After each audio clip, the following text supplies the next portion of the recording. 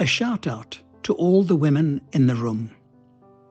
I started these keeping in touch in tough times motivational letters to school leaders in 2020 when the pandemic prevented me from partnering with principals face to face. Then they were weekly. This year there were 15. Please see the description below for the link to the videos in case you would like to catch up in the holiday. Many of these videos are also available in Afrikaans and isiXhosa. These were the titles. Remember, you are the driver of that bus. Breaking classroom walls, collaboration. Developing master teachers, that's your job. Common mistakes we principals make. It's not an ordinary life. What do you bring to our school? Storytelling is not a soft skill. It's a leadership superpower. That's my principle. Early intervention makes all the difference. The power of the principle. Take good care of your young teachers. At my table. You're appointed, so what now? Our 2026 planning workshops, some random observations. A shout out to all the women in the room. I'm going to end the year off with a little inspiration.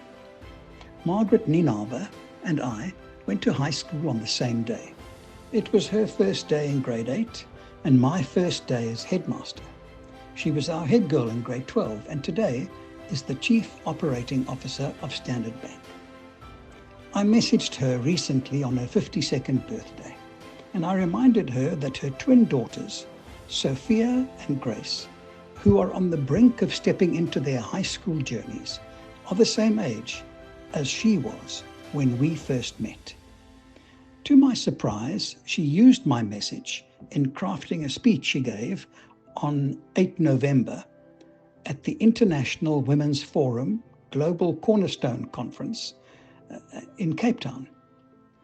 After mentioning my message and our lifelong connection, she posed the question, what would I tell my younger self, or in this case, Sophia and Grace, who are about to start their own journeys as young women, mindful of the fast-changing world of AI, geopolitics, climate change, and so much more that we live in. She made the point that their journey is part of something much bigger. A generational shift that places Africa at the heart of the future. According to UNICEF, she said, by 2050, Africa will be home to nearly 1 in every 3 young people under the age of 18. A huge generational opportunity. I share this with you because I would like you to benefit from the 5 personal reflections she wrote for Sophia and Grace. Inspired by lessons from the sisterhood she said was present that evening in some shape or form. Firstly, Alice Walker reminds us in The Color Purple, the most common way people give up their power is by thinking they don't have any. So tonight I say to each of you, own the power already within you. Secondly, double down on your strengths. Oscar Wilde famously said, be yourself, everyone else is taken. Be unashamedly and authentically you. It shows and people love it. As my good friend and our much loved Madame President Nolita reminds us in her book Boardroom Dancing, don't step into the shoes of others. Wear your own shoes and do so with pride and a bit of attitude. Nolita Fakude is the local chairperson of the Anglo-American Board. Thirdly, Robin Williams taught us that people don't fake depression. They fake being okay. Be kind to everyone who has the privilege to cross your path.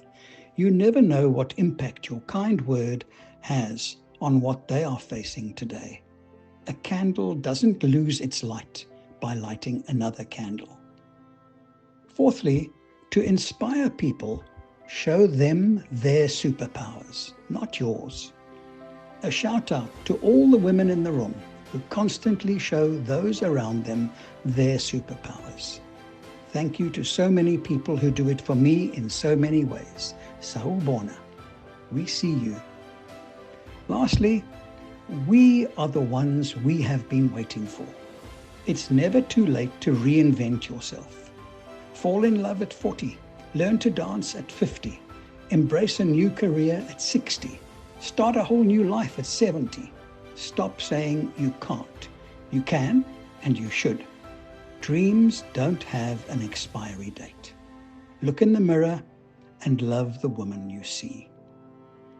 To all mothers, mother figures and mentors here this evening, we juggle jobs, families, flights and feelings. If multitasking were an Olympic sport, this room would sweep the podium. But we show up in lipstick and our own heels for ourselves and others, and most of all, for the people we love, even if it hurts sometimes to try and do it all. Having served a girls' high school as its first gentleman headmistress, I loved Margaret's wise words. I'm sure you'll love them too. Just one last bit of advice. The more prepared you are for 2026, and day 1 and 2 in particular, the more you will be able to switch off and relax for a very well-earned month's break. Enjoy your loved ones and return safe, refreshed, renewed, and ready to lead your school in 2026. Till next time.